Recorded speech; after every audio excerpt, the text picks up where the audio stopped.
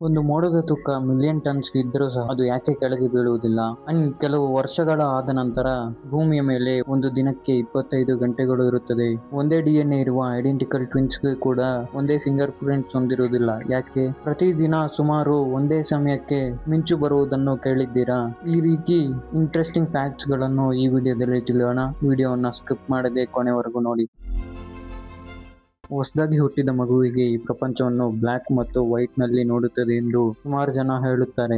ನಿಮ್ಮಲ್ಲಿ ಸಹ ಸುಮಾರು ಜನ ಕೇಳಿರ್ತೀರಾ. ಇದರಲ್ಲಿ ಸ್ವಲ್ಪ ನಿಜ ಇದೆ, ಆದರೆ ಸಂಪೂರ್ಣವಾಗಿ ಕರೆಕ್ಟ್ ಅಲ್ಲ. ಹೊಸದಾಗಿ ಹುಟ್ಟಿದ ಬೇಬಿಗೆ ಕಲರ್ ವಿಷನ್ ಇರುತ್ತದೆ, ಆದರೆ ಅದು ಇನ್ನೂ ಸಂಪೂರ್ಣವಾಗಿ ಅಭಿವೃದ್ಧಿಯಾಗಿರುವುದಿಲ್ಲ. ಅದಕ್ಕಾಗಿಯೇ ಅವರು ನಾವು ನೋಡುವಷ್ಟು ಬಣ್ಣಗಳನ್ನು ಗುರುತಿಸಲು ಸಾಧ್ಯವಾಗುವುದಿಲ್ಲ. ಇದಕ್ಕೆ ರೀಸನ್ ಏನಂದ್ರೆ ನಮ್ಮ ಕಣ್ಣಲ್ಲಿರುವ ಕೋನ್ ಸೆಲ್ಸ್, ಅಂದ್ರೆ ಅವು ರೆಡ್, ಗ್ರೀನ್ ಮತ್ತು ಬ್ಲೂ ಸೇರಿದಂತೆ ವಿವಿಧ ಬಣ್ಣಗಳನ್ನು ಗುರುತಿಸುವ ವಿಶೇಷ ಕೋಶಗಳು. ಆದರೆ ಮಗು ಹುಟ್ಟುವಾಗ ಈ ಕೋನ್ ಸೆಲ್ಸ್ ಇನ್ನೂ ಸಂಪೂರ್ಣವಾಗಿ ಮೆಚ್ಯೂರ್ ಆಗಿರುವುದಿಲ್ಲ. ಆದ್ದರಿಂದ ಮೊದಲ ಕೆಲವು ವಾರಗಳಲ್ಲಿ ಮಗುವಿಗೆ ಹೆಚ್ಚು ಹೈ ಕಾಂಟ್ರಾಸ್ಟ್ ಇರುವ ವಸ್ತುಗಳು ಮತ್ತು ತೀವ್ರವಾದ ರೆಡ್ ಬಣ್ಣದಂತಹ ಕೆಲವು ಬಣ್ಣಗಳು ಹೆಚ್ಚು ಸ್ಪಷ್ಟವಾಗಿ ಕಾಣುತ್ತವೆ. ಅದಕ್ಕಾಗಿ ಬೇಬಿ ಟಾಯ್ಸ್, ಪಿಕ್ಚರ್ ಕಾರ್ಡ್ಸ್ ಮತ್ತು ಕೆಲವು ಪುಸ್ತಕಗಳಲ್ಲಿ ಬ್ಲಾಕ್ ಅಂಡ್ ವೈಟ್ ಪ್ಯಾಟರ್ನ್ ಅಥವಾ ಬ್ರೈಟ್ ಕಲರ್ಸ್ ಅನ್ನು ಬಳಸುತ್ತಾರೆ. ಈ ರೀತಿ ಮಾಡುವುದರಿಂದ ಮಗುವಿನ ಕಣ್ಣಿನ ಬೆಳವಣಿಗೆಗೆ ಸಹಾಯವಾಗುತ್ತದೆ. ಅಂಡ್ ಸುಮಾರು 4 ರಿಂದ 6 ತಿಂಗಳ ವೇಳೆಗೆ ಒಂದು ಮಗುವಿನ ಕಲರ್ ವಿಷನ್ ವೇಗವಾಗಿ ಅಭಿವೃದ್ಧಿಯಾಗಿರುತ್ತದೆ. ಆಗ ಅವರು ನಾವು ನೋಡುವಂತೆ ಬಹುತೇಕ ಎಲ್ಲಾ ಬಣ್ಣಗಳನ್ನು ಸ್ಪಷ್ಟವಾಗಿ ಗುರುತಿಸಲು ಆರಂಭಿಸುತ್ತಾರೆ.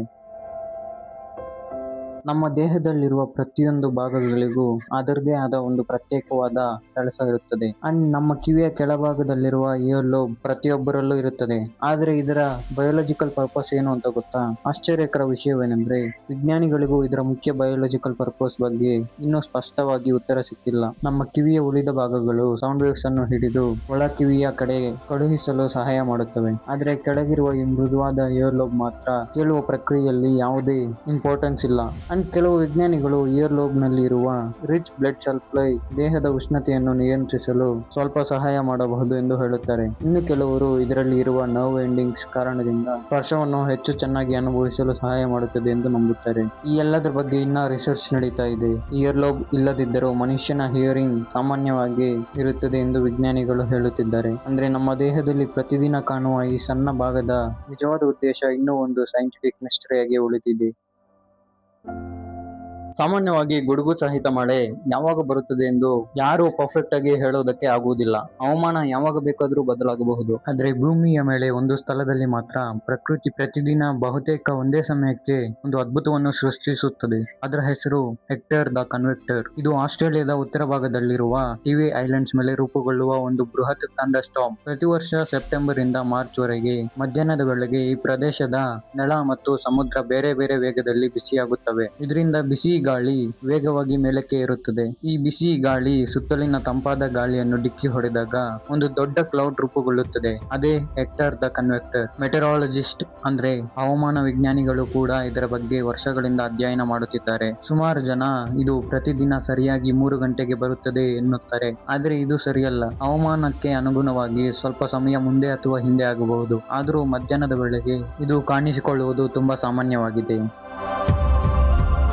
ನಾವೆಲ್ಲರೂ ಒಂದು ದಿನ ಎಂದ್ರೆ 24 ಗಂಟೆಗಳು ಎಂದು ತಿಳಿದಿದ್ದೇವೆ. ಆದ್ರೆ ಈ 24 ಗಂಟೆಗಳು ಯಾವಾಗಲೂ ಇದೇ ರೀತಿ ಇರಲ್ಲ ಎಂಬುದು ನಿಮ್ಗೆ ಗೊತ್ತಾ? ನಿಜವಾಗಿ ಹೇಳಬೇಕಂದ್ರೆ ಭೂಮಿಯ ರೊಟೇಷನ್ ನಿಧಾನವಾಗಿ ಸ್ಲೋ ಆಗುತ್ತಿದೆ. ಇದಕ್ಕೆ ಮೈನ್ ರೀಸನ್ ಏನಂದ್ರೆ ನಮ್ಮ ಚಂದ್ರ. ಹೌದು, ಚಂದ್ರನ ಗುರುತ್ವಾಕರ್ಷಣೆ ಅಂದ್ರೆ ಗ್ರಾವಿಟೇಷನಲ್ ಪುಲ್ ಸಮುದ್ರದಲ್ಲಿ ಟೈಡ್ಸ್ ಉಂಟು ಮಾಡುತ್ತದೆ. ಈ ಅಲೆಗಳು ಭೂಮಿಯ ಮೇಲೆ ಸಣ್ಣ ಪ್ರಮಾಣದ ಫ್ರಿಕ್ಷನ್ ಅನ್ನು ಉಂಟು ಮಾಡುತ್ತದೆ. ಈ ರೀತಿ ಲಕ್ಷಾಂತರ ವರ್ಷಗಳಿಂದ ನಡೆಯುತ್ತಿರುವ ಭೂಮಿಯ ತಿರುಗುವ ವೇಗವನ್ನು ನಿಧಾನವಾಗಿ ಕಡಿಮೆ ಮಾಡುತ್ತಿದೆ. ಈ ರೀತಿ ಆಗುವುದರಿಂದ ಒಂದು ದಿನಕ್ಕೆ 24 ಗಂಟೆ ಇರುವ ನಮ್ಮ ಭೂಮಿಯಲ್ಲಿ ಮುಂದೆ ಒಂದು ಕಾಲದಲ್ಲಿ ಒಂದು ದಿನಕ್ಕೆ 25 ಗಂಟೆಗಳು ಆಗಬಹುದು. ಆದ್ರೆ ಈಗ ಚಿಂತಿಸಬೇಕಾಗಿಲ್ಲ. ಈ ಬದಲಾವಣೆ ತುಂಬಾ ನಿಧಾನವಾಗಿ ನಡೆಯುತ್ತದೆ. ಆವರೇಜ್ ಆಗಿ ಒಂದು ಶತಮಾನಕ್ಕೆ ಕೇವಲ 1.8 ಮಿಲಿ ಸೆಕೆಂಡ್ಸ್ ಮಾತ್ರ ಸ್ಲೋ ಆಗುತ್ತಿದೆ. ಅಂದ್ರೆ ಈ ಚೇಂಜ್ ಆಗೋದಕ್ಕೆ ಕೆಲವು ಮಿಲಿಯನ್ ವರ್ಷಗಳು ಬೇಕಾಗುತ್ತದೆ. ಈಗ ಒಂದ್ಸಲ ಇಮ್ಯಾಜಿನ್ ಮಾಡಿ, ಸುಮಾರು 600 ಮಿಲಿಯನ್ ವರ್ಷಗಳ ಹಿಂದೆ ಭೂಮಿ ಇಂದಿಗಿಂತ ತುಂಬಾ ವೇಗವಾಗಿ ತಿರುಗುತ್ತಿತ್ತು. ಆಗ ಒಂದು ದಿನದ ಉದ್ದ ಕೇವಲ ಸುಮಾರು 21 ಗಂಟೆಗಳು ಮಾತ್ರವಾಗಿತ್ತು. ಅಂದ್ರೆ ಆ ಕಾಲದಲ್ಲಿ ಸೂರ್ಯೋದಯ ಮತ್ತು ಸೂರ್ಯಾಸ್ತ ಇಂದಿಗಿಂತ ಬೇಗ ಬೇಗ ಆಗುತ್ತಿತ್ತು. ಭೂಮಿ ಇನ್ನೂ ನಿಧಾನವಾಗುತ್ತಿದ್ದರೂ ಈ ಬದಲಾವಣೆ ನಮ್ಮ ಜೀವನದಲ್ಲಿ ಗಮನಿಸುವಷ್ಟು ವೇಗವಾಗಿ ನಡೆಯುವುದಿಲ್ಲ. ಇದನ್ನು ಅಳೆಯಲು ವಿಜ್ಞಾನಿಗಳು ಅತ್ಯಂತ ನಿಖರವಾದ ಅಟಾಮಿಕ್ ಕ್ಲಾಕ್ಸ್ ಗಳನ್ನು ಬಳಸುತ್ತಾರೆ. ನಾವು ಆಕಾಶದಲ್ಲಿ ನೋಡಿದಾಗ ಮೋಡಗಳು ತೇಲುತ್ತಾ ಹೋಗುತ್ತಿರುತ್ತವೆ ಅಲ್ವಾ? ಆಗ ನಾವು ಈ ಮೋಡಗಳಿಗೆ ತುಂಬಾ ಕಡಿಮೆ weight ಇರುತ್ತದೆ, ಅದರಿಂದಲೇ ಅದು ತೇಲುತ್ತಿವೆ ಎಂದು ಅಂದುಕೊಂಡಿರ್ತೇವೆ. ಆದರೆ ನಿಜವಾದ ಉತ್ತರ ಕೇಳಿದರೆ ನೀವು ನಂಬುವುದೇ ಕಷ್ಟ.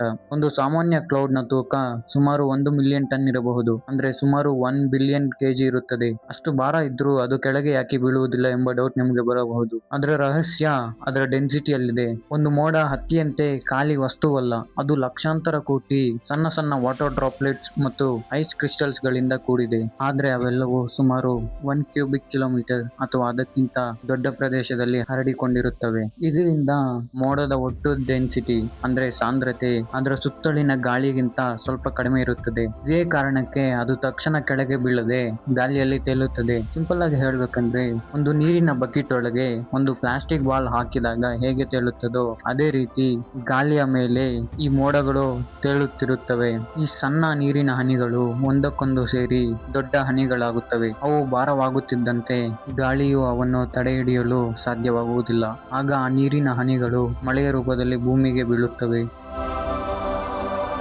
ಐಡೆಂಟಿಕಲ್ ಟ್ವಿನ್ಸ್ ಅಂದ್ರೆ ಒಂದೇ DNA ಹೊಂದಿರುವ ಇಬ್ಬರು ಮಕ್ಕಳು. ಅವರ ಮುಖ, ಕಣ್ಣಿನ ಬಣ್ಣ, ಕೂದಲಿನ ಬಣ್ಣ, ಎತ್ತರ ಹೀಗೆ ಅನೇಕ ಲಕ್ಷಣಗಳು ಒಂದೇ ರೀತಿಯಾಗಿರುತ್ತದೆ. ಆದ್ರೂ ಸಹ ಅವರಿಬ್ಬರ ಫಿಂಗರ್ ಪ್ರಿಂಟ್ಸ್ ಮಾತ್ರ ಮ್ಯಾಚ್ ಆಗುವುದಿಲ್ಲ. ನಮ್ಮ ಜಗತ್ತಿನಲ್ಲಿ ಇಂದಿನವರೆಗೂ ಒಂದೇ ಫಿಂಗರ್ ಪ್ರಿಂಟ್ಸ್ ಇರುವ ಇಬ್ಬರು ವ್ಯಕ್ತಿಗಳು ಪತ್ತೆಯಾಗಿಲ್ಲ. ಇನ್ನು ಹೇಳ್ಬೇಕಂದ್ರೆ ಐಡೆಂಟಿಕಲ್ ಟ್ವಿನ್ಸ್ ನ ಫಿಂಗರ್ ಪ್ರಿಂಟ್ಸ್ ಸಹ ಮ್ಯಾಚ್ ಆಗಲಿಲ್ಲ. ಈಗ ನಿಮ್ಗೆ ಡೌಟ್ ಬರುತ್ತದೆ, ಅವರಿಬ್ರು DNA ಸೇಮ್ ಆಗಿದ್ದಾಗ ಅವರ ಫಿಂಗರ್ ಪ್ರಿಂಟ್ಸ್ ಮಾತ್ರ ಯಾಕೆ ಮ್ಯಾಚ್ ಆಗುವುದಿಲ್ಲ ಎಂದು. ಇದಕ್ಕೆ ಕಾರಣ ಫಿಂಗರ್ ಪ್ರಿಂಟ್ಸ್ ಅನ್ನು DNA ಮಾತ್ರ ನಿರ್ಧರಿಸುವುದಿಲ್ಲ.